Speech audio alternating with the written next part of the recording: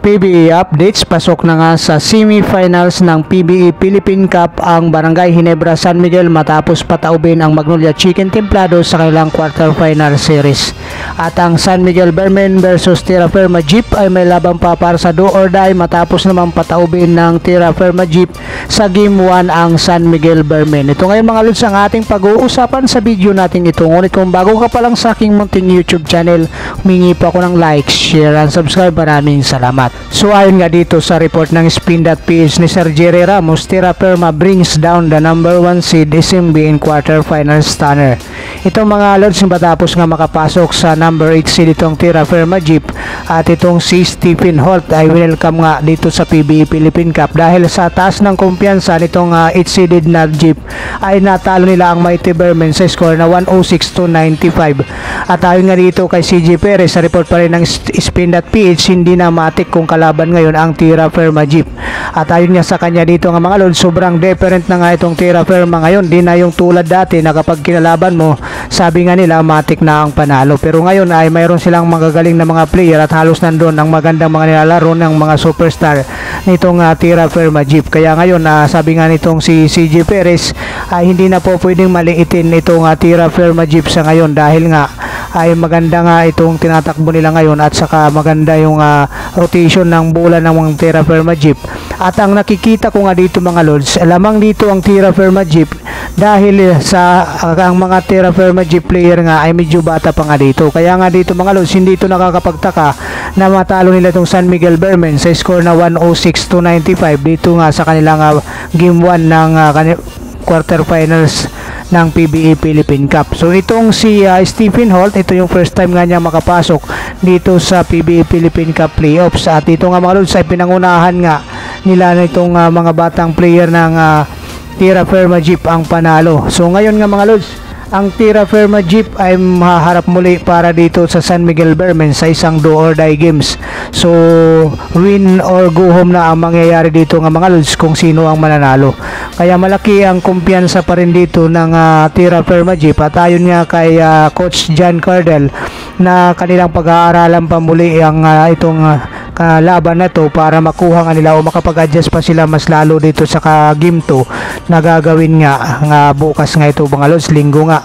So dito nga mga lods ay pinangunahan nga nitong si Wami Chongson itong Tierra Firma Jeep na may score siya ng 29 points dito at itong si Stephen Holt naman mga lods ay mayroong 25 points. Itong si Isaac Go ay mayroong 22 points, si Gomez Diliano mayroong 15 points. So halos lahat nito nga mga lods ay score ng double figure scoring. At isa pa dito nga mga lods bakit nanalo itong Tierra Firma Jeep dito sa San Miguel Bermen ay mayroon silang mataas na porsyento pagdating sa 3-point shot. 37% ang kanilang nagawa dito nga mga lods dahil dito mabilis nilang nailayo ang score. Dahil dito nga mga lods ito sa pangunguna nga ni Isaac Go na mayroong siyang 6 na naipasok sa kanyang 11 na tira sa 3-point shot. At itong si Stephen Holt naman mga lods ay mayroong 4 sa 8. So ibig sabihin 50% naman ang nakuha nitong si Stephen Holt sa 3-point area. At kay Wami Chongson naman mayroon siyang 3 out of 9. So dito nga mga lods ay sinasabi nga dito na ang Tierra Firma Jeep ay 37% sa kanilang shooting dito sa 3-point area. Kaya dito ay madali silang nakaalagwa sa dating dito sa opensiba dahil dito sa pumapasok na yung kanilang mga 3-point shot. At dito naman mga lods, ayon naman dito kay Coach George Gallant ay kanilang pag-iigtingin muli at pag-aaralan nga nila ang kanilang nagawang kapabayaan dito sa game 1 na ang kanilang quarterfinal series. At hindi nga naging masaya itong si Coach George Gallant dahil harap nga sila sa isang do or die games dito. At itong si John Mar Fajardo ang nanguna para dito sa San Miguel Bermen na umiscore nga itong mga lods ng 21 points. Si CJ Perez ay mayroong 20 points, si Cruz may 11 points at itong si Marcio Lasater mayroong 10 points. At ito namang si Romeo ay umiscore lang ng 9 points nga mga lods. At ito ang masasabi natin na talagang mahihirapan dito sila sa Tierra Firma Jeep kung ganito pa rin ang magiging sistema nila at hindi nila mababantayan itong 3-point shot nitong Tierra Firma Jeep. Dahil ito nga mga lods ang pumatay dito sa Mighty Bermen dito sa Game 1. At kung ito ay mangyari, ito nga nagbabadya nga mga lods na itong malipat yung Intro Boys dito sa San Miguel Bermen, ayon dito sa mga kumakalat na mga pabiro dito ng mga netizens na magiging Intro Boys ang itong San Miguel Bermen pag sila nadali dito ng Tira Firma Jeep.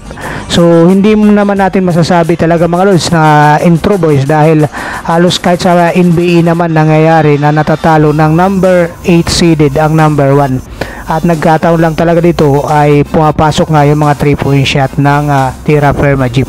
So dito naman tayo mga lods sa pangalawang laban. Ito nga Ginebra San Miguel ay madaling ang nakapasok naman matapos nilang talunin ang kanilang sister team na Magnolia Chicken Templados sa score na 99-77 dito, kaya nakapasok na sa semifinals. Ito nga ay sa pangunguna ni Christian Starhardiner na may score ng 17 points sa kanyang 36 points dito nga sa first half para nga itong pangunahan agad yung kalamangan ng Barangay Ginebra San Miguel. At itong si Coach Tim Kun nga mga lods ay nagpahiwatig pa nga ng pagkabigla dito sa kanilang panalo kontra dito sa kupunan ni Coach Chito Victolero. Pero sa tingin natin mga lods, hindi ito ikinagulat ni Coach Tim Kun. So ayon lang sa kanya dito sa report na kinagulat niya yung nangyari, pero alam natin dito mga lods ay napaghandaan nga ito ni Coach Tim Kun dahil alam natin pinaupo nga itong si Stan Hardiner at saka itong si Scotty Thompson sa laban nila versus sa Inlex sa huling elimination round.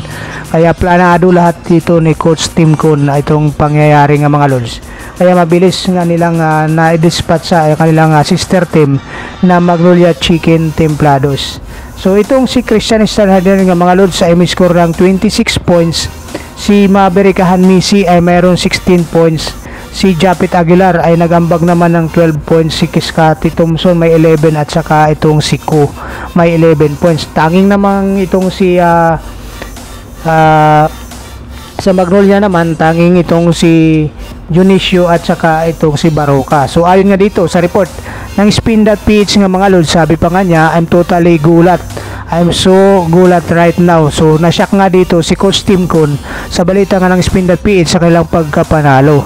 So tulad nga ng sinasabi natin, planado itong mga lods, hindi ito kinagugulat. Sinabi lang ito ni Coach Tim Kun dito sa balita, pero batay dito sa mga napanood natin ay planado nga ito ng coaching staff ng Barangay Ginebra na makakalaban nga nila itong Magnolia Chicken Templados instead na yung ibang kupunan. Para sa kanila, mas madaling kalabanin itong kanilang sister team dito sa PBA Philippine Cup. Pero hindi naman natin sinasabi na mahina itong Magnolia Chicken Templados mga lods. Nagkataon lang talaga na mayroong mga iniindang injury. Itong si Mark Baroka pinipilit lang na ilaro itong kanyang iniinda. Sa itong si Gio Halalon, wala ngang na-score dito mga lods dahil din sa galing pa lang ito sa injury.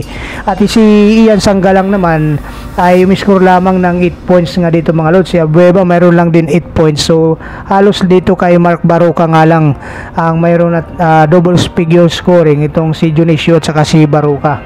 So yung iba si Pulli 6 points lang mga lods. Kaya dito halos la pagkalaban nga ng Barangay Ginebra San Miguel itong Magnolia, itong si Pulli kung hindi injury, pangit ang nilalaro. Sa tingin natin mga lods, sinasadya kaya ito o talagang malas lang talaga ni Pulli pagdating dito sa Barangay Ginebra San Miguel pag itong kalang katapat. I-comment nyo lang dyan sa baba. Maraming salamat. God bless you all.